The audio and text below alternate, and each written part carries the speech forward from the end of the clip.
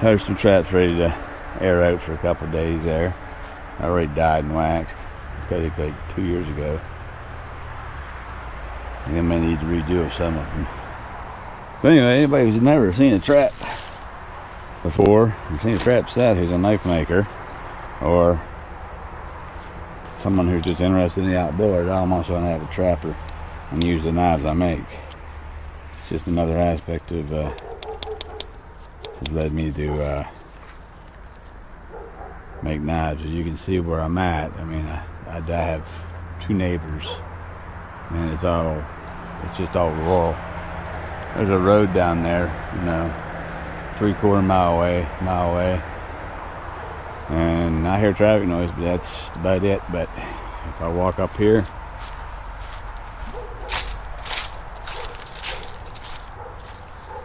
right here, my chicken pen there, we get our own eggs, about 4 dozen, probably about every 3rd or 4th day. So, I mean, it's all rural up here, and it's what I wait till after rifle season to trap. I didn't get to last year. So many things going on. So I'm going to set this trap. There's a big misconception about traps. They break bones and they do all that stuff. Well, that's malarkey I'm about to show you. Now when I set this, you're going to hear a click. I put a night latch up here. I found a little notch in here. You'll hear it. It'll go click. Put on here so you can see it. You just push it down, flop it up, push the pan down, and get up underneath there and put finger control. This is an old thing and I'm getting a new one, so don't worry about it. Pan has to sit level. And you watch and listen. You can hear it.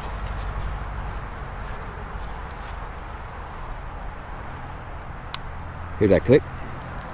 That click means he puts his foot on there, he's done.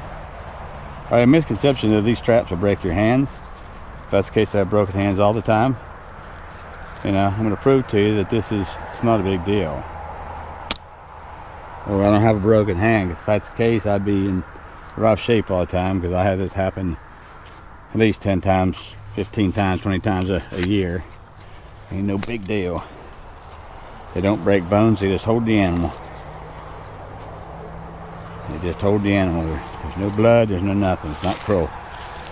Some people think it's inherently cruel. Mother Nature's the cruelest thing there is. Anybody who has never seen a coyote with a mange or a fox with a mange, and you know, down to their skin and bones, watch them freeze to death because they can't eat and they don't have enough energy to hunt.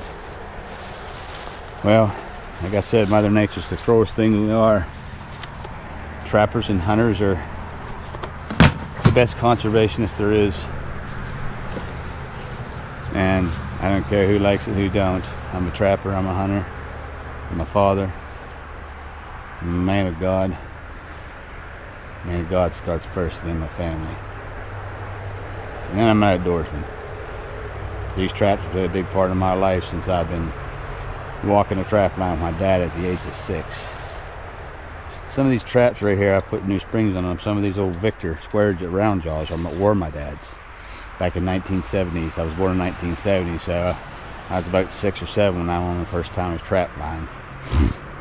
I had a big old coon, weighed about 30 pounds that I was carrying. I think it weighed just about plumb as much as I did. And those memories have never left me. And they're the good kind of memories you need to keep.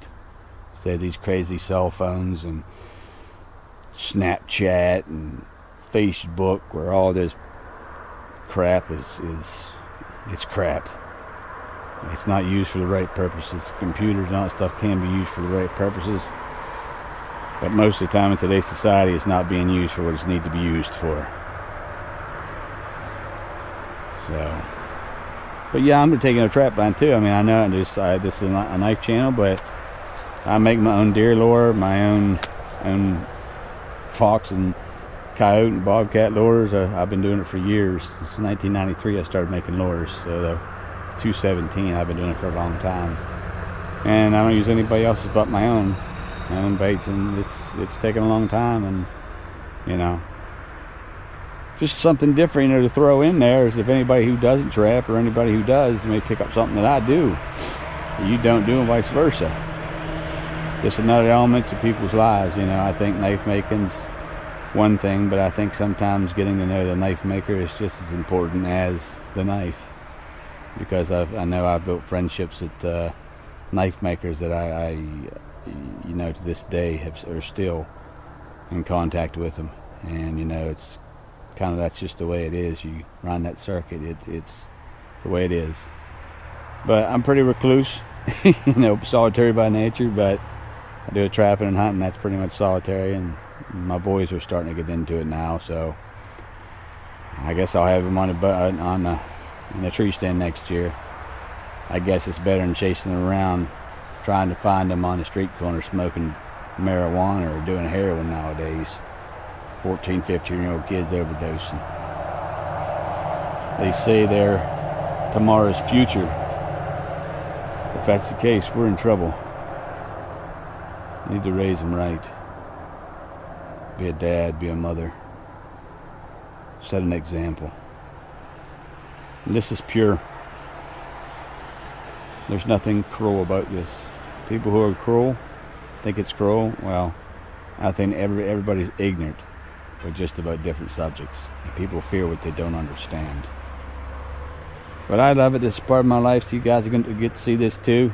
So I'm a trapper. You're going to see trapped, you know, animals and everything else. So fast forward past this video if you want to see when you go to the next knife video. But yeah.